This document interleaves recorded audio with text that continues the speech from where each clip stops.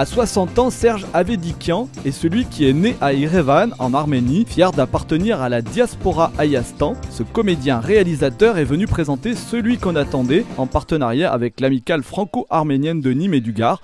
Entre cours d'histoire et humour ironique, le réalisateur manie son esprit libre dans une comédie sensible, profondément humaine, qui met Patrick Chenet dans un rôle décalé et illusoire. De cette richesse humaine, de cette matière humaine, et j'ai l'impression que les gens du village en général, mais les Arméniens aussi en particulier, aiment beaucoup jouer quand on leur demande de jouer. Et les figurants dans ce film, ils sont comme des acteurs, ils étaient ravis de participer à quelque chose qui parlait d'eux. Je cherche un... avion. Les Balkans pour nous, c'est vraiment le foutoir. Balkans Caucase ici. Excusez-moi, mais les Français sont nuls en géographie. Hein. Ça, alors là... C'est une très bonne question. Non, la police n'est même pas venue sur le tournage. Les déclarations de tournage et les autorisations avaient été faites. C'est un village frontalier, donc il a fallu plutôt l'autorisation de l'armée. Parce que vraiment, on tournait près de la garnison et près des checkpoints, mais collés vraiment. On les voyait travailler tous les jours. Et donc, il a fallu que l'armée arménienne, le capitaine qui était responsable de la garnison de ce village, donne son autorisation. Il venait de temps en temps sur le tournage, comme ça, pour s'amuser. Mais tout ça, ça s'est passé de façon très bon enfant, sans problème. Non, la police, on l'a jamais vue. À part dans le film, où c'est les vrais faux policiers qui sont corrompus sont venus nous rendre visite dans le film. Projetez-vous de commettre des actes contraires aux intérêts de la République d'Arménie? Moi? Mais non, mais pas du tout, au contraire, j'adore l'Arménie. Aznavourian. Aznavour. Est-ce que tu pourrais arrêter de me faire chier, Aznavour? L'ambassade de France, ils peuvent rien faire pour moi parce que soi-disant, j'ai pas de visa d'entrée. Alors, bon, je suis sans papier, quoi.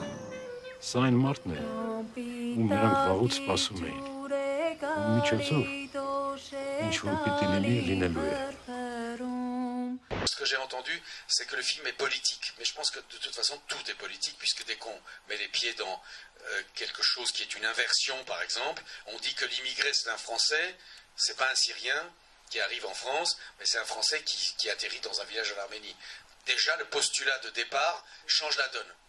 Déjà, il y a une projection qu'on peut avoir de comment nous, on s'en sortirait si on était dans ces conditions. Évidemment, il n'est pas à la rue, hein, cet immigré. C'est un comédien, même si c'est un comédien en fin de course. Et j'avais envie de parler aussi de ça. Ce que je veux dire, pourquoi j'appelle le film Conte, c'est parce que je voulais que le personnage soit comédien. Parce que j'avais envie de parler aussi de ce que c'est que d'être comédien quand on a un certain âge et qu'on ne peut plus faire des choses importantes et qu'on fait des sketchs un peu bidons et qu'on va en Azerbaïdjan pour faire un gala, enfin pour le conseil d'administration française de gens qui travaillent dans le pétrole pour gagner 1500 € peut-être au maximum pour arrondir ses fins de mois, quoi. Mercury Perkichna, Luisna, Huisna, Amenichi Pog Inkna Vacharen. Ու վաղուց սպասում էինք ձեր գալու։ Viva la France! Viva Grenoble! Grenoble. Այդ ֆրանսիացին նա փորձում կա։ Դու պաշտպանում եք մի ազերի շպիոնի, որ ուզում ես գյուղը քանդի։ Si vous voulez, moi je parle les deux langues, donc pour moi c'est moi qui déployais le plus d'énergie à expliquer à la fois à l'équipe française bien sûr et à Patrick Chenet et à Arsine Errandian des choses en français, et je disais pas tout à fait les mêmes choses mais autrement la situation en arménien, aux acteurs arméniens et aux techniciens arméniens. Mais on avait pris un jeune garçon qui était second assistant à la réalisation et qui parfois faisait, parce que je ne pouvais pas toujours être partout, faisait la traduction entre les équipes pour tout ce qui est de l'organisation en particulier. C'était à la fois un avantage que tout le monde comprenne partout, et à la fois parfois fastidieux parce qu'il fallait se faire entendre. Si vous voulez, sur un tournage c'est compliqué parce on se retrouve parfois à 50 sur un plateau avec la figuration, tout ça, et donc faut pas lésigner sur l'énergie pour obtenir des choses.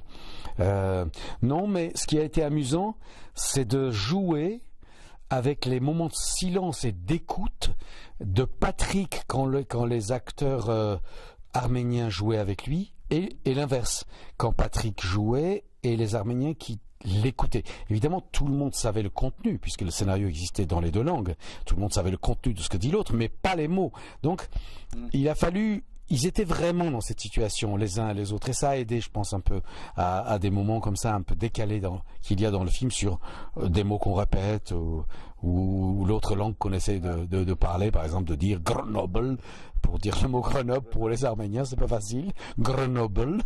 Ou pour Patrick, de dire Chat, Geretzig, Achkej. Vous avez des jolis yeux. C'était écrit en phonétique, il fallait qu'ils lisent. C'était plutôt amusant.